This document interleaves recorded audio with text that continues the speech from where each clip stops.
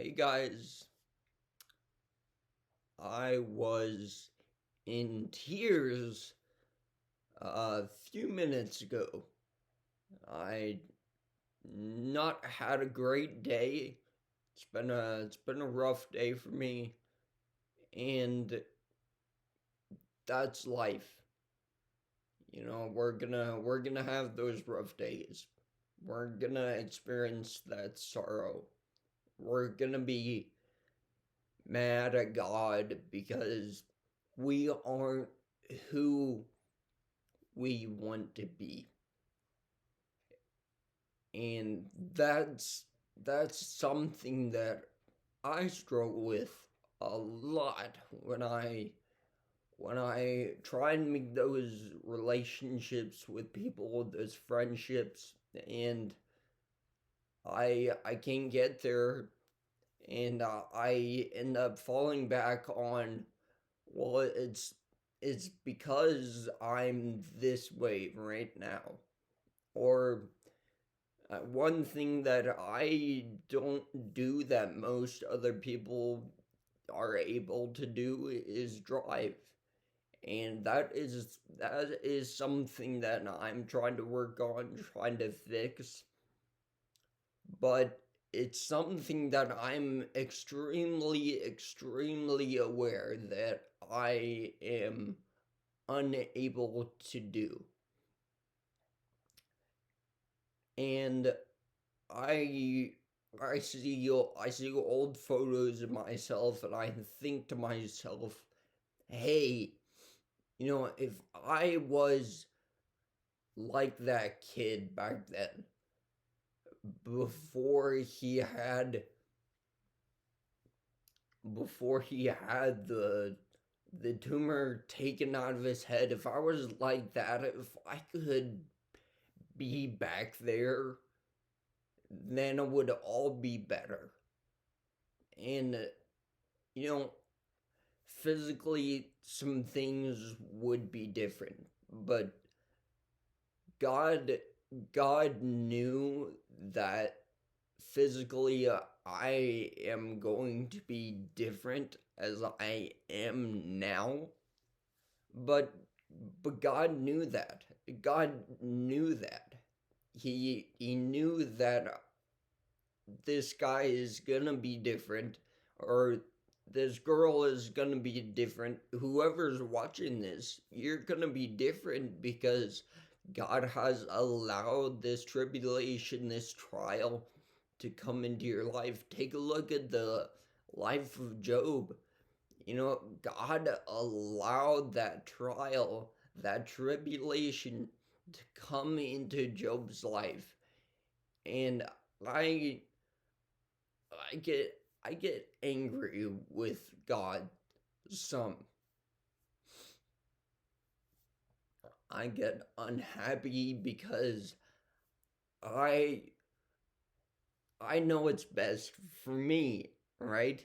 We all know what's best for ourselves.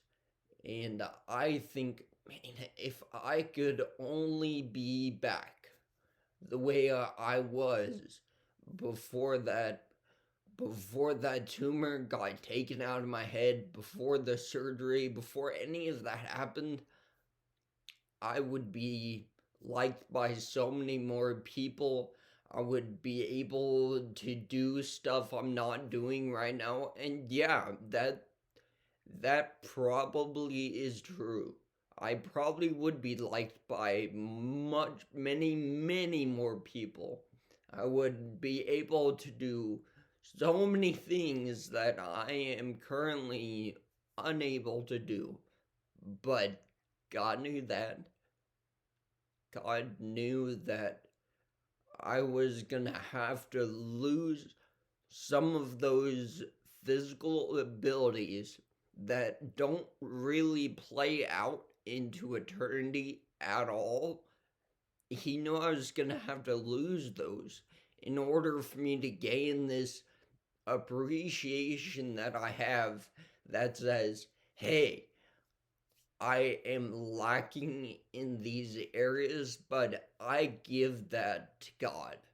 I give that to God because, Paul says, in First Corinthians, Paul says, I pleaded with the Lord to take away this thorn in my flesh, and God responds and basically says no to Paul, and he responds with, no, my power is made perfect in your weakness. My grace is sufficient for you. How how do I how do I look at that? When I feel dejected, when I feel down and unhappy, when I've had rough days, when I realize that I'm not the way that I used to be and I really want to get back there. When I see that and I realize that, I also need to realize that did not surprise God at all in the least. And I'm I need to realize that I am privileged because now God can show his power through me. He can demonstrate his love through me in a way that he would not be able to demonstrate his power, his love, his grace, his mercy through someone who is completely fine, hasn't had brain surgery. He is able to express that power through me in a certain way that he's not able to do it through other people, and that's why we need to, as James says, count it all joy when we face trials. It's not only producing endurance for our faith, but God is getting glory through that because his power is being shown in ways that it might not have otherwise been shown if everything would have been fine for us. God takes our weakness and makes it strength. And that is really what I want to leave you guys with today.